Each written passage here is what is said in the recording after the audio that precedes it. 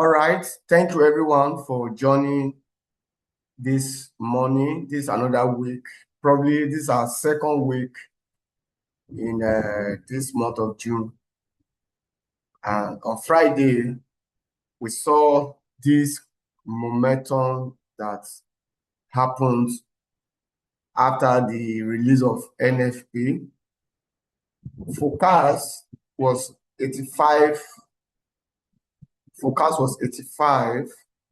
Then the result came out 172. So there's a lot of higher data that surpass the forecast that people were expected. It's like half of it, right? Then we have the average earning came out the same, and we have unemployment rate. So there was this alone caused a lot of surge in the market. For a while, it has been very, very long time we saw the kind of momentum that happened on Friday after the release of NFP. That is how back then, that is how NFP used to be. NFP, CPI, when they released, you see the market move in one direction seriously. So we have that momentum for last week, Friday, was very, very aggressive momentum. Going to this week, what are the economic calendar for the week? This week is full of a lot of red folder, right? This is full of a lot of red folder. We'll be having one from tomorrow. We'll be having CPI from 130. That is from Wednesday. From Wednesday, we'll be having CPI from 130. You can see we have CPI, core PPI, CPIMM, and all this data we'll be having them on Wednesday. That is a lot of momentum. And on the pound side, we'll be having BOC, Bank of Canada rate statement, overnight rate. So this is going to be another tough fundamental that we'll be expecting on Wednesday. Then on Thursday, we'll be having from the Euro, monetary policy from the Euro, 115 on Thursday, and on 130, same Thursday, we'll be having core PPI, and then 7 p.m. So between on Wednesday and Thursday, we should expect another crazy momentum. And based on my experience, when you have NFP be positive, the tendency that CPI will be also positive, the chances is very high. So let's watch out. We have today or tomorrow as a free zone to trade. Then after the news on Wednesday, they will can continue. So I will look at the fundamental side and come into the new week with the momentum that happened on Friday. So that will lead us to looking at what's the dollar index. So without further delay, we can see that the DSY is very, very bullish. Now, we start with our weekly profile. So this is last week. We saw how last week we have a very strong bullish last week. So for this last week to close bullish, this week we still continue in that bullish continuation for this week. We still continue in that bullish continuation, right? So now we have our weekly. Then here we have our key zone and we have our key zone at support. So majorly, from the weekly perspective, there's no enough story. All we can see is that we are ranging between this high, so, and between this low. So weekly perspective is a ranging market, right? But when we come to smaller time frame, we see that it's a trending market.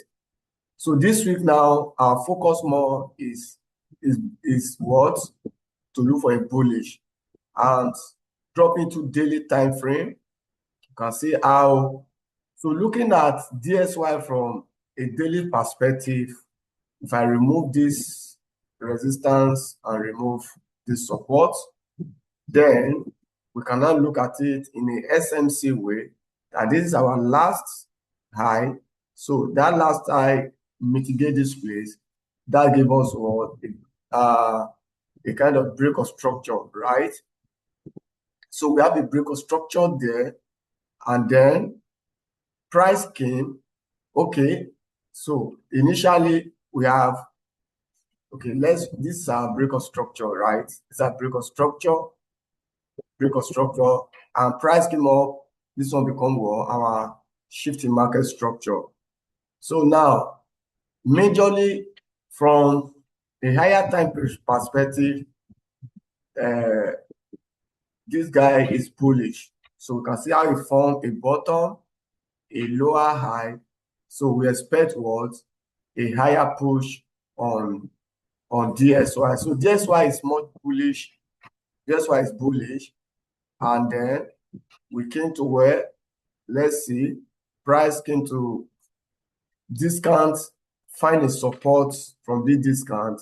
And that is where you see price find a support here.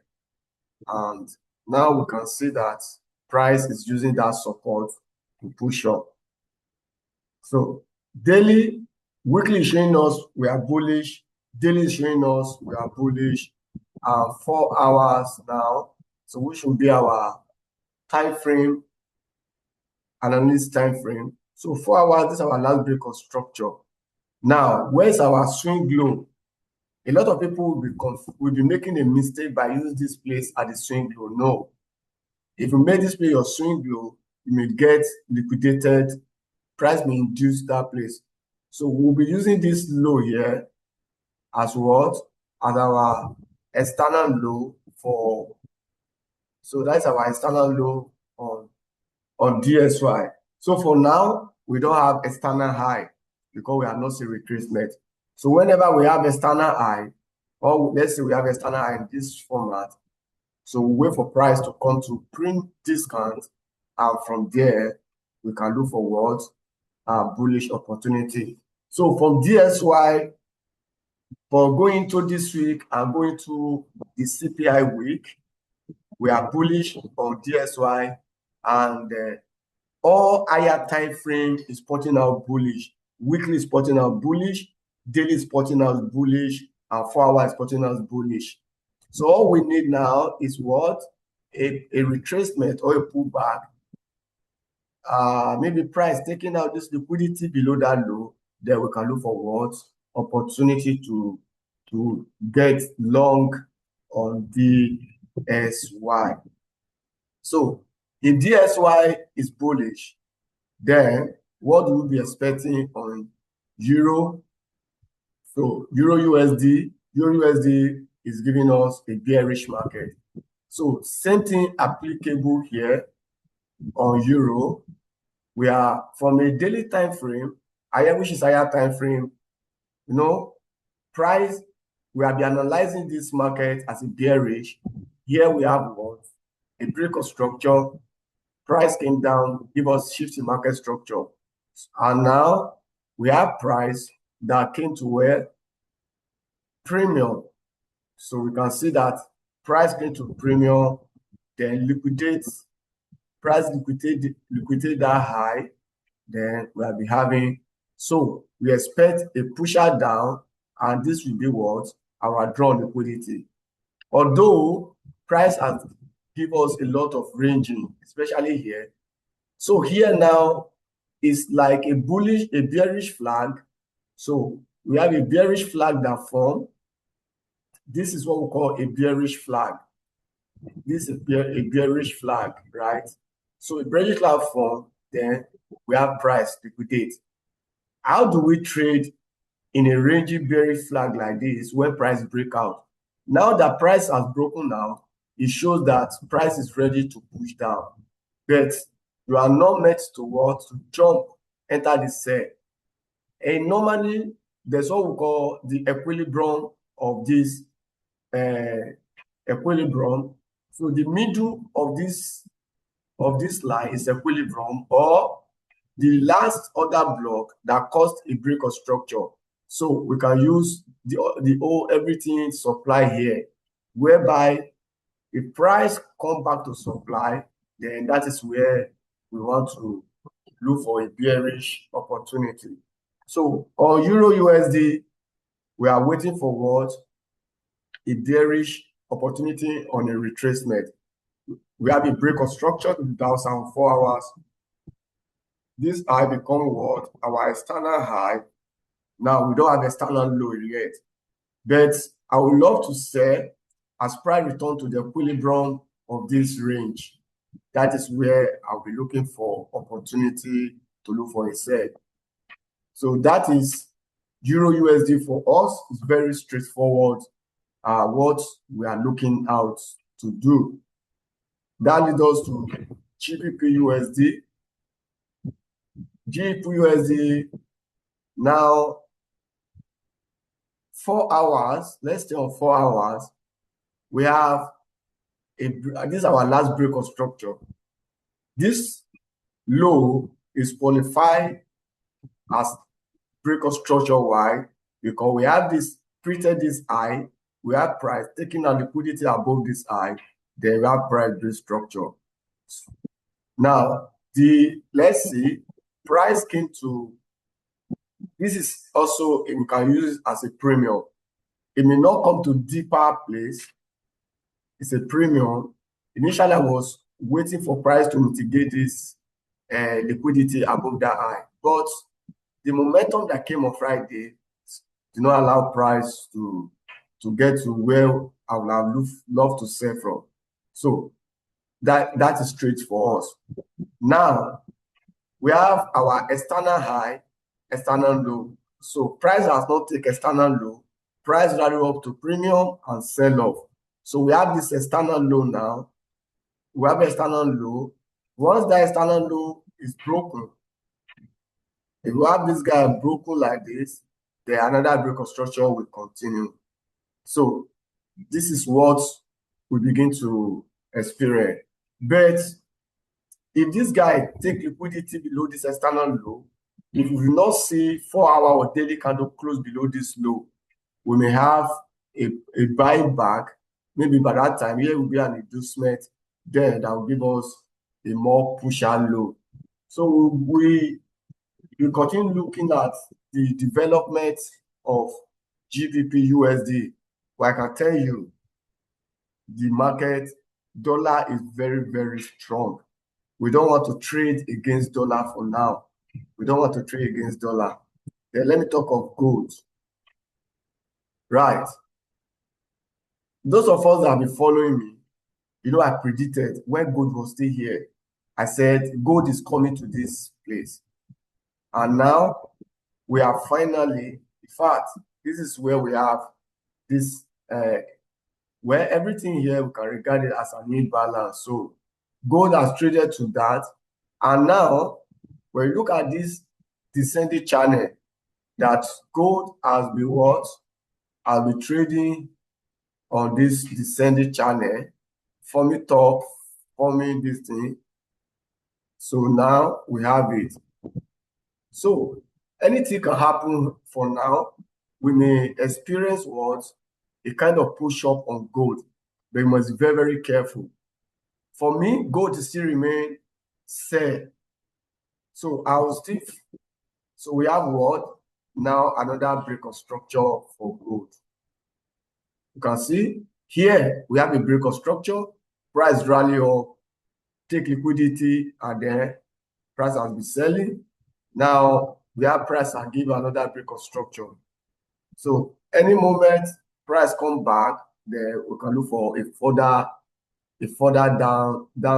downtrend on gold. We can look for further downtrend. Maybe price may come back to mitigate that channel again. Now, this here is our swing high. That is our swing high, and this is our swing low for now. So for us to bullish on gold, we need to break out from the last high that caused a break of structure. Once we close above that high, that will be what? Bullish for gold. So for now, if I go trader, look for a pullback and continue looking for a sell. I will not advise a counter trade on gold for now, counter buy. Gold is bearish. Gold is still bearish and will still remain bearish. So it's advisable to look for what? A pullback, and look for what? Opportunity to join the sell. That will be more profitable. BTC. Now, BTC also, I think, yes, I predicted between 65 and 60,000 on BTC. So price has come to that zone. So price is currently on 63,000. Price mitigates my zone, which is 60,000, which I'll be forecasting for almost more than a month now. Now, what is the way forward for BTC? Two things can happen. Last week, we see how this guy closed bearish. So we're still much bearish on BTC. But a kind of pullback may comes in. It says that price refused to close above this low that formed on February. This low formed February, and this is June. So price came back to that low of February, and we refuse to break. When you go to daily time frame, you see that price take liquidity above February low, and now we are bouncing. So here, maybe on 1 hour, or if you see a shift in market structure on 1 hour, we can look for what? Opportunity to buy BTC. BTC, at least we have a deeper retracement. And now, where do we do? So we have what? Our break of structure on 1 hour on BTC. So where's the high that caused the break of structure? So we have our high here. So all we need now, we need BTC to do what? To break this high, right? Then I love this demand zone. From this demand zone, so if we break close above, if this guy give us a change of character, for example, let's say we have a change of character above that place, so this demand zone will be a good place to look for long on BTC. So ladies and gentlemen, if you are a BTC trader, we may see some bullish coming in on BTC this week, as long as we have a clear change of character on BTC.